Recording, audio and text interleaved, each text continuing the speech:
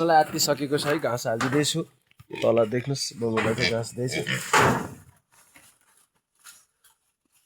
बङ्गुरले चाहिँ घाँस यसरी खान्छन् है साथीहरू घाँस पनि खान्छन् कि तपाईँहरूलाई लाग्छ होला होइन लाग्थ्यो होला बङ्गुरले चाहिँ घाँस खाँदैन जस्तो लाग्थ्यो होला तर बङ्गुरले चाहिँ घाँस चाहिँ लगभग 40-50% चाहिँ घाँस खान्छ क्या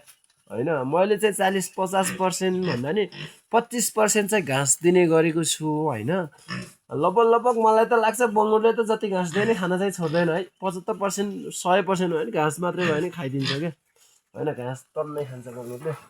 मैले चाहिँ 25% दिनमा एक टाइम मात्रै घाँस हाल्ने गर्छु ठिकै छ साथीहरू राम्रै छ ठिकै छ असल नै छ होइन उता भालेलाई पनि घाँस हाल्छु है यो 4वटा बङ्गुरलाई चाहिँ घाँस यसरी खाइरहेका छन् यिनीहरूले होइन बङ्गुरले चाहिँ यति मजाले घाँस खान्छ कि हेर्नु त कुरो नामको घाँस हो यो कुरो भन्छौँ गाउँघरतिर त्यही कुरो नामको घाँस हो घाँस खाँदैछन् यता त्यो भातमा पनि घाँस दिँदैछु यसले पनि यसरी खान्छ घाँस घाँस कस्तो मजाले खान्छ क्या यार कोही छोड्दैन कि घाँस कस्तो मजाले खान्छन् नि अन्त उता नि घाँस खाइरहेछन् त्यो 4वटा बङ्गुरहरूले कस्तो मजाले घाँस खाइरहेछन् र यसले पनि खाइरहेछ नि त मजाले यसै गरी चाहिँ हाम्रो फर्ममा चाहिँ